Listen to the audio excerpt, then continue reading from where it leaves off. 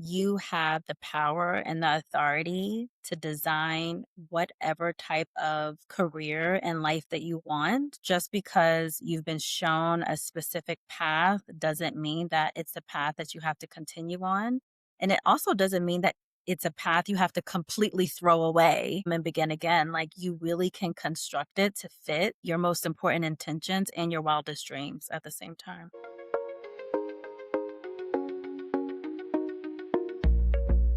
Hello and welcome to the Ambitious Woman of Color podcast. I'm your host, Jessica Lynn Rojas. This episode is part of our industry series where we spotlight ambitious women of color building careers in industries that weren't built for us. Today, we're talking about medicine, one of the most demanding, high stakes, and emotionally costly careers out there, and one where women of color are carrying a disproportionate weight while still fighting to be taken seriously and advance into leadership. My guest is Dr. Kristine Goins, a Black physician who built a freedom-first approach to medicine after the traditional path pushed her to burnout. She still practices medicine now on her own terms and helps other doctors do the same. If you're in medicine, healthcare, or any high-stakes careers where you're expected to sacrifice everything for the career, this episode's for you. Let's dive in. Hello, Dr. Kristine. Welcome. I'm so excited to have you. Thanks. I'm so excited to be here. So before we jump into the podcast episode, let's start with our signature question. What is something that you refuse to sacrifice for your career? My time.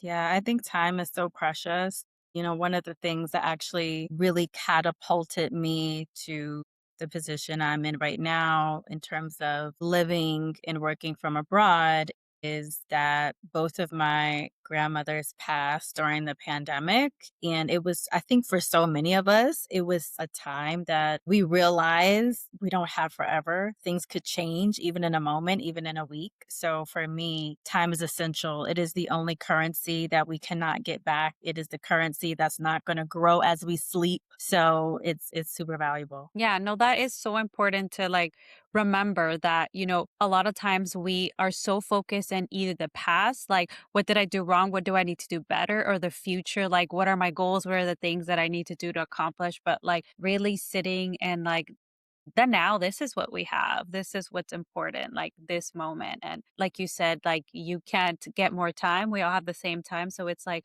what do you do with it intentionally and living the life that you want to live right now? I love that. So before we dive deeper, I would love for you to share your story. Tell us about you, your path to medicine, and what brought you here today. Yeah. So, like many doctors, I knew I wanted to be a doctor since I was 8 years old. Very young, but I also knew I wanted to be a world traveler since I was a teenager. I used to read these urban novels by an author named Eric Jerome Dickey, and he had these amazing Black professional polyglots that would just travel all over the world. And I was like, I want to be one of those women. So I was always trying to figure out how do I combine these two lives that I really want to have. And in medicine, you often find once you actually get into the career that it's so structured. It's the thing that Mm-hmm. people like about medicine, but it also kind of restrains you in a lot of ways for, over a decade of your life that this is a particular path and it's a lot of times is to the exclusion of everything else that you care about. And so that happened for me. I would try to find pockets, like we have a summer off after our first year of med school where you can travel. So that was my first time leaving the country. I went to a fellowship which also allowed like a month away. That's what made me go to that fellowship. It's like, yes, a month away. Yeah. And I spent time in a Tibetan Buddhist monastery in Nepal. So I was always trying to figure out how to get these other experiences while in medicine. And when I came to becoming an attending, when we're finally done, a lot of us always think like, okay, now I'm done training. Now life is going to be amazing. It's all the things that I wanted. No, it's just starting. Yeah, yeah, yeah. It's like, oh, well, actually, now you're in charge. You have all the responsibility. You have all the notes. You're training other physicians who are learning and coming up. You are chairing these organizations. You are the director of this, that, and the third. And so all of that freedom I thought that I was going to have, finally at the end, I realized it didn't exist, or that it wasn't going to exist in the current structure of the healthcare industry as it was or in academia as it was, because that's not what those systems were built Mhm. for. And so I realized after coming to the point of, where I was crying all the time because I was exhausted and I wanted something different, where I was having chest pains in the middle of the day in between my clinics, running from one side of DC to the next, that this wasn't going to get better unless I made a drastic change in my life. And so one day I booked a one-way ticket to Colombia. And that became my timeline. I was like, okay, I'm leaving this date. So you better figure out everything else you need to figure out between now and then. I gave in my 4-month notice to my job and made a change. Wow. And how long were you practicing like here in like the traditional system? Because I work in healthcare and like one of the things I see in medicine, especially, it's like the level of sacrifice because it's already, high. And for women of color, it's like different because you have all these other expectations and conditionings and your life and your family and everything and you've chosen a career where like that has to come first or that is how you're taught that medicine comes first and everything else later. Like how was that experience for you while you were navigating the traditional healthcare path? Yeah, I think it was a process of unlearning. Like you said, we're trained and we're conditioned to believe that medicine in our career, in our service to others, even as women of color, just in general, outside of the healthcare industry, we're Hmm. trained that our service to others and our care for others comes first, always. And so I think it's even compounded when you get to healthcare, which is a service industry in many ways. So it was a lot of unlearning and learning that no, if I'm not okay, if my health is being jeopardized physically, mentally, emotionally, if my own freedom is being jeopardized, then I'm not in a position or as great of a position as I would like to be to serve others. And so I think our greatest positioning in terms of helping someone else, our greatest leverage is really being in a place where we are ourselves fulfilled, where we are Hmm. joyous, where we are rested, where we are doing the things that we want to be doing, and living out our passions and really enjoying our time. And so it took a while for me to figure that out because there was no one else that was validating that for me. I had to validate it for myself in that process. Yeah. And sometimes even when you look around you, colleagues or family or it was like, what are you doing? This is not what we do. But I Yeah. think you have to have a good relationship with your inner knowing and understand what it is that you need as an individual. Other people will follow along when they see that, wow, she's doing great in that better place. That was the right path for her. Yeah, and then you mentioned that you burnt out, that you were having like that chest pain and living that way. And from what I know of your story is that that was Yeah. kind of like the turning point for you. So, how long were you like in that situation? Because I feel like for women of color, especially, like we stay longer in situations because Mhm. we've invested so much time and effort and energy and years. So, like, what was that experience for you?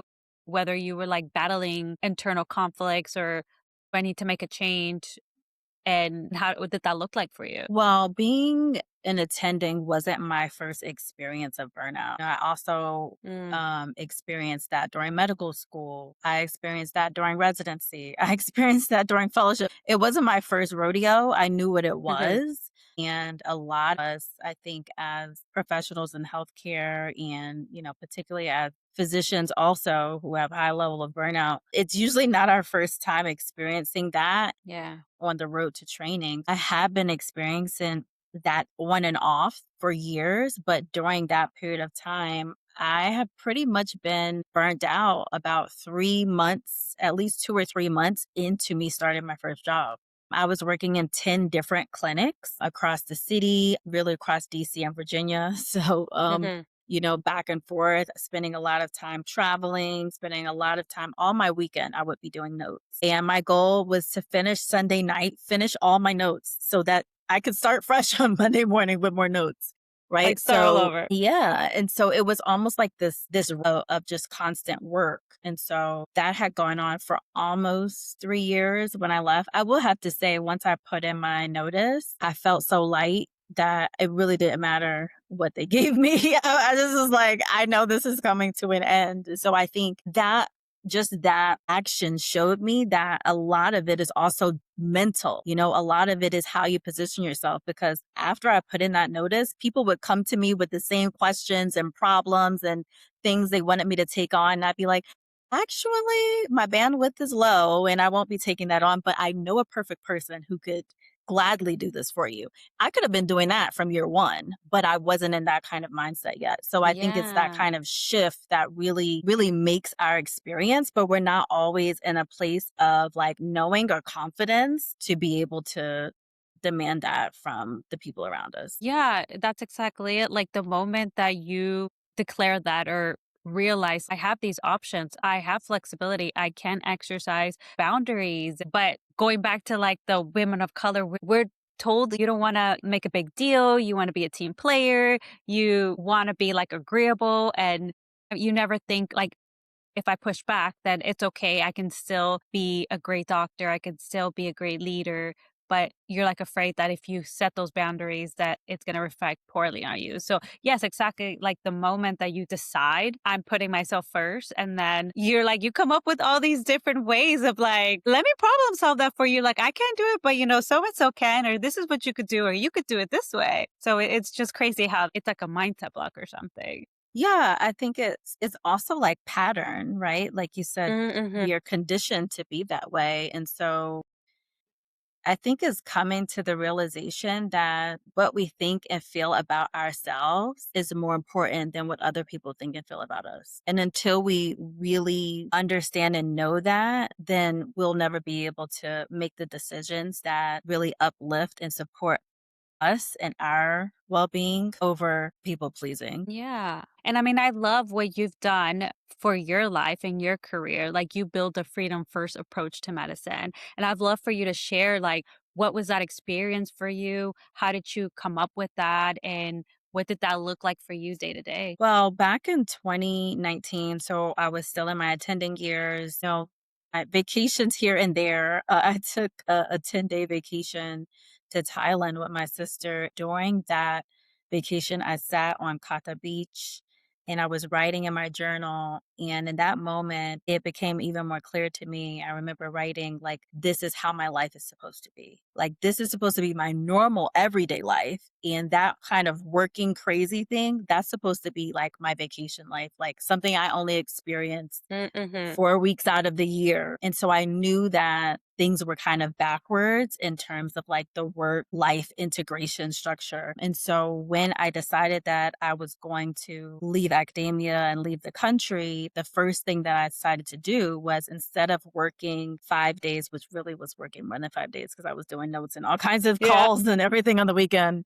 But instead of like officially working 5 days and being off two, I decided I would change my week structure to working 2 days a week and being off five. And that is really what like catapulted my idea of, this is like what freedom feels like. This is what like a freedom first career is, really a career where you put your time, your passions, like the flexibility you want to have, the moments that you want to prioritize with the people that you love. You put all of that first, and then around the crevices of your life, the way that we put the things we love on the crevices of work, that's where I'm going to put work. That's pretty amazing. Just hearing you talk about that, I'm like, what would that look like for me? It's hard for us to imagine because we've been brought up that you work hard in school so that you can get into college. You work hard in college so you can get into a great career. You work hard in your career so that you can hopefully one day retire at 69 or something. But you never really think that you could decide this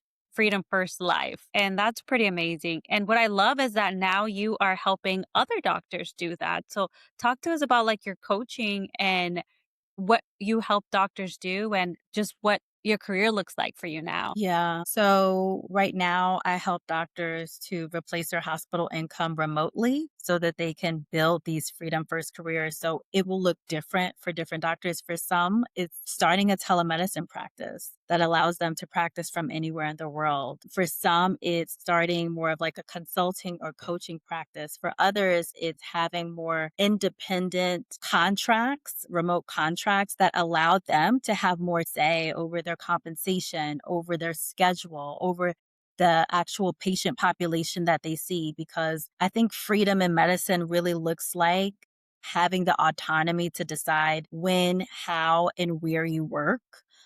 Mhm. And that really changes how we show up to our patients, how we show up for clients, how we show up for our own lives and the people that we love and care about. And so that's what I help doctor to do, because it's sad how many of us really want to leave the industry.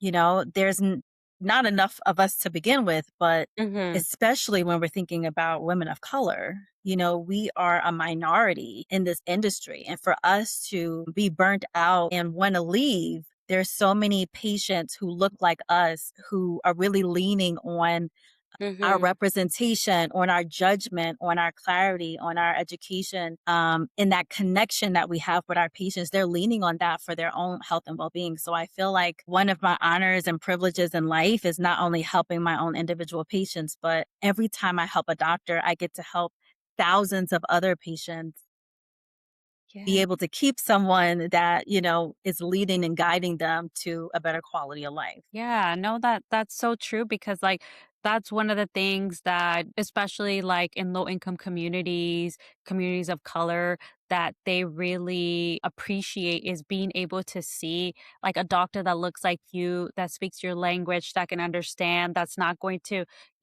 dismiss your pains or your concerns or your questions. So, like what you said, is extremely sad that especially the women of color or the people of color are the ones burning out and trying to leave because you didn't go in it for like the money or the prestige. A lot of you go in it because you truly want to help, shape, our healthcare, improve our healthcare, care for our people. But then when all of these different things like bureaucracy and, hierarchy and just like broken systems breaks you down, then it's like, do I have to choose between like me, my mental health, and like the path that I wanted to take? And that's just like, yeah, it's really crazy, like being in that situation where you really have to decide like what you need to do and what do you need to sacrifice so that you can either still continue in this career or pursue something or change the way that it looks for you. So for you, what would you say that is cost you to create this version of career for you? Because I'm sure that with everything in life, we have to sacrifice something. So, what would Mhm. you say is cost you like financially or professionally or emotionally to just shift the way that medicine looks for you? Say that especially in the beginning, the biggest cost was comfort. Even though you can be in a place of burnout, there's a lot of other burned out doctors around you. There's a lot of other people who are in a rat race. There's a lot of other people who are, overworking, overserving, and neglecting themselves for a dollar. Mhm. And once you decide that you don't want to live your life that way, it's going to be very uncomfortable because you won't have that same camaraderie that you have with everyone else who's going in that direction. So I Mhm. think it was really uncomfortable to learn how to say yes to myself and say no to what other people wanted from me, to make different decisions than I thought I was going to make. Like a decade ago would have thought things would be a different way, and it's not that way. And so there's essence of uncertainty there. That's Mhm. uncomfortable to not know. But then when it came to the financial aspect of things in terms of that type of cost, that was one of the things I was most afraid of. And I think a lot of doctors are afraid of that too. Like, okay, Mhm. if I leave, like, how am I going to pay my student loans? How am I going to pay for my retirement accounts? My mortgage, my rent, all of these things. What I had to do was to flip that question on its head and say, okay, you want to live abroad and work remotely. And how is the path that you have chosen that you want? How is that actually going to lead you to financial independence even quicker than staying in the path you're in? And once I started asking myself that type of question, as Mhm. opposed to like, it's never going to work. I'm going to be broke under a bridge. How is that going to, um, Mhm. it gave my brain something to do, because our brains love to solve problems. So I gave it a problem that was very solvable. And so for me, this path has actually led me to financial independence. It's led me further to a place where I can be work optional, where I don't have to, Mhm. work to maintain my everyday life, where I can work because this is the work that is meaningful to me. This is the thing that I want to do. This is what I'm Yeah. passionate about. This is my everyday life, you know? So I think in that sense, it's really helpful. It's been really profitable on the financial front. And I think emotionally, it's hard to even describe. Like feeling like every day you can wake up and you don't have to wake up at a certain time. There's nowhere Mhm. that you have to be unless you want it to be there. It's almost like time slows down and you can be more present with your everyday life and you can be more present with the people around you and the connections that you make, especially for me living abroad because I love to learn about different cultures and learn new languages. And so being present for those experiences, I feel like I look to my future 80, 90-year-old self, and I think she couldn't be more proud that she had these experiences. So I think it's about being in the present, but also thinking about, when you're 80 or 90, are you going to be like, "Dak, I really should have been pulling 70-hour weeks instead of 60." Like, Mhm. it's like what's going to be the most important Yeah. thing and trying to create that now. Yeah. And I love that you honored that little girl that wanted to travel and be a doctor, and now you're living that. So describe to us like how does is your life, because I know that you work abroad, you live abroad. What are the places that you've like moved to and practice, and like what does that look like? So I own a medical consultation company. And so all of my work in terms of like practicing happens in the Mhm. United States remotely.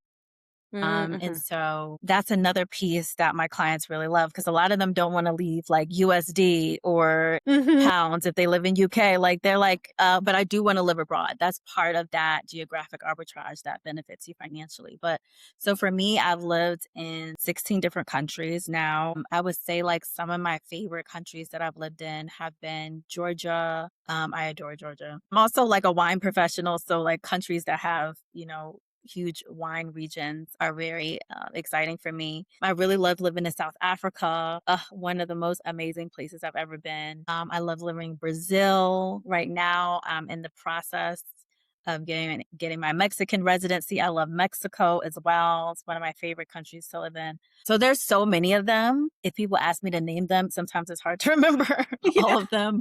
And I'm moving to Italy this summer. Of course, as a nomad, I will keep adding countries I've lived in Yes. to the list, but those have been some of my, like, favorites. I love that, and I didn't know that you could do that. So you don't even practice medicine in those countries, you do No. everything like telemedicine, and then you live somewhere else? That's pretty awesome. Yes, yes, and that's what I help my clients do because a lot of us, I mean, we practice in healthcare systems that we know. Even if Mhm, there's aspects of them that are broken or that we don't like, this is where we train, this is what we know, the culture we know, the language, we understand so much mhm, about it. And a lot of times when that country also has, a very favorable currency, we don't want to lose that as we move around. mhm. And so it really helps us to continue making impacts with the communities and the causes that we already know and love, but also get to live other lives. Yeah. And now that you're on the other side and now you're coaching doctors, like what are some patterns that you've noticed, like specifically for women of color in like that they've come to you that you've helped them to overcome and to change? I think some of the biggest patterns is anytime we're like making this type of shift, this is not something that we've been taught how to do. It's not something that was explained in training that you could approach medicine this way, that you could, write your own kind of ticket in terms like how you experience medicine as a doctor and you kind of creating the lifestyle that you want to have in this industry. And so I think the first piece that is really challenging for doctors is, okay, this wasn't the path and this isn't the algorithm Mhm. that I was taught. And it feels so uncomfortable. And I think that uncomfortability, like you said, you asked me what was, Mhm. something that it cost me being uncomfortable. And I think a lot of us are afraid of being uncomfortable. It feels uneasy in our bodies. And so part of it is really getting comfortable with that feeling because we're uncomfortable anyway. It's just a discomfort that we're Mhm. used to. But this is a new kind of discomfort. And it comes in different layers. It's putting ourselves out there and asking for what we want. We haven't been used to asking for what we want. We've just been used to people telling us what they want from us and us going and doing it so that we could maintain this, kind of people pleasing Mm-hmm.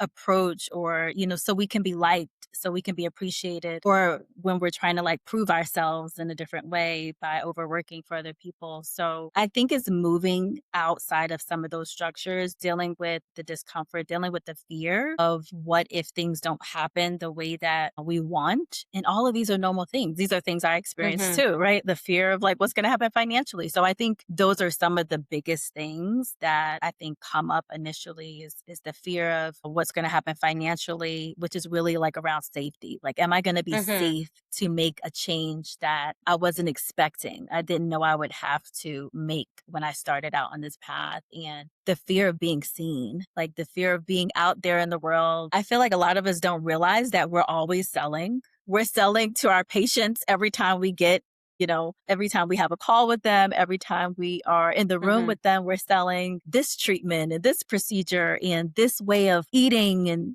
this lifestyle approach. But there's some disconnect that we have when it comes to offering services that are not through another entity, but are just coming from us. There's something that feels different about that. So it's also kind of working through some of Mm-hmm. that worth aspect and helping them with the identity piece of that change, but also with Yes. just the logistics of this is what it's like to market, this is what it's like to build a business. And it actually doesn't take as much effort or time as you think once you get around some of those identity mindset shifts. Yeah, I was thinking about the identity piece and like what you were saying, that is just shifting like how you view it because you're still a doctor and you're still providing the services. It's just looks different. And that's what, if you're not used to that, that's where it can be like, well, I can't sell, but you're like, you've been doing this. You just were doing it under a hospital or under a physician group or something, not like under just you and your private practice or your private consult. So yeah, that you are in psychiatry. You know the mind more than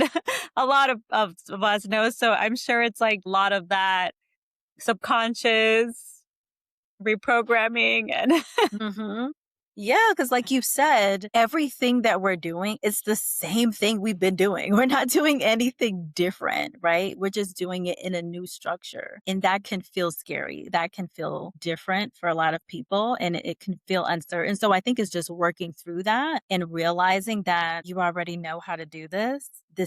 You are the expert in this area. The institution wouldn't even be what it was without your knowledge and your Mhm. education and you showing up there every day. And so if you can help build their brand, why can't you build your own? Yes, I love that. And for everyone listening here, especially for like the women that are still in the system and are trying to grow, whether, within the system or build something on their own, like what does it look like to protect yourself while building your career? Yeah, I think it takes being really honest with yourself about where you are, about your current energy, your current capacity, and then recognizing how and when to expand that. Knowing when you're doing too much. We all know, because if we can sit still even for 5 minutes, we can feel it in our bodies. We can feel the exhaustion. We can feel our heart pounding. Like we can feel the anxiety that's building from having too many things on our list for the day. And I think it just takes really intentional moments, whether it's 5 minutes. For me, it was taking an hour a week. When I started taking an hour a week to just think about what I wanted to do next, it changed my entire life. Before that, I literally had no time. Like if if I was not working, I was like passed out, or I was like running off to yoga class, or I was going to church. Like I was doing something else that never let me have the space to just think about, okay, but what do I want my life to be like? If not this, then what? And a lot of times I think we don't treat that like an appointment, like a Mhm. very important appointment. Like everyone else's appointments are more important than the appointments that we have with ourselves and our inner knowing. Yes, I love like that you mentioned that because somebody could be like, "Oh, well you were doing self-care. You were going to yoga, you went to church, you're doing things for yourself." But you said it exactly like you're rushing to yoga. And then in yoga you're probably like, "Oh, the things I need to do next." And then you're rushing to church. But then like giving yourself that 1 hour of like there's nothing else that I need to do but think about like what I want. That is more self-care than going to yoga. Yeah, And I feel like we don't ever, I mean, 10 years ago, I never would have just spent time just thinking or reflecting. I'm not so much of a journal person. I do like journal here and there, but I'm more of like that, like just thinking, saying things out loud, like having that conversation with myself. Maybe some people are like, I don't have time, but make time. Like, even if it's 10 minutes, you said like your whole life changed just by having that 1 hour. So, what if that's the one thing we can give ourselves is that 10 minutes that, that you stretch it to 30 minutes and then an hour and seeing the difference of like how much lighter we feel and how much more fulfilled we feel. absolutely. 100%. Yes. So, thank you so much. And before we wrap up, like what's one thing that you want every woman of color in healthcare to take away from your story and from your work? Them to take away that you have the power and the authority to design whatever type of career and life that you want. Just because you've been shown a specific path doesn't mean that it's a path that you have to continue on. And it also doesn't mean that it's a path you have to completely throw away and begin Hmm. again. Like you really can construct it to fit your most important intentions and your wildest dreams at the same time. Yes, I love that. And I mean, I'm so happy you get to live your best version of your life and that you're all over the world and right now in Mexico and loving it. So thank you so much for being here. And how can people find you and work with you? So you can find me on Instagram at the Nomad MDs, on Facebook at the Nomad MDs, and at my website, thenomadmd.com. Yes, well, thank you so much again for being here. Thank you. Career Baddies. This is part of our industry series. And whether you're in healthcare or any of these high demand fields where the expectation is that you stay reliable no matter what's happening, keep everything moving, and step in the second something starts to fall apart, I need you to hear this. Burnout is not showing up the same way for women of color in these spaces. You're not just doing your job, you're the one people default to when something is on fire, when a patient or a client is escalated, when a project's at risk, or where no one has the bandwidth to deal with it. And most of the time, it doesn't turn into you being seen as leadership. It turns into you being trusted with more of the situations, more responsibility, more urgency, without your role actually changing. And I say this as someone who spent the last 10 years working across healthcare systems. I see it in up close, and I've also burned out in it myself. So if we were to work together, this is where we start. We look at what you're actually doing that looks like leadership, but is actually being counted as reliable support in high pressure moments, and get really honest about what's actually moving you forward versus what's just keeping the system running because you stepped in. Then we talk about your next level. Who actually decides it? What they're paying attention to when they're choosing who to move up. And what needs to shift so you're not just the person who can handle anything thrown at you, but the person they actually see as leading the work. And we clean up the patterns that keep you stuck without you realizing it, like the over-explaining when you don't need to, or stepping in to fix things that were never meant to land on you, or those moments where you know it's not yours to fix, but you fix it anyways because you don't trust it will get handled properly if you don't. So you're not just surviving a demanding career, you're actually building one where your work is seen at the level you're operating at. And if you want to work together, you could book a consult call at jessicalynn-wellness.com/scheduling. And if you want more of this straight to your inbox, join Dear Ambitious Women of Color. Link is in the show notes. Take care of yourself, career baddies. Vámonos.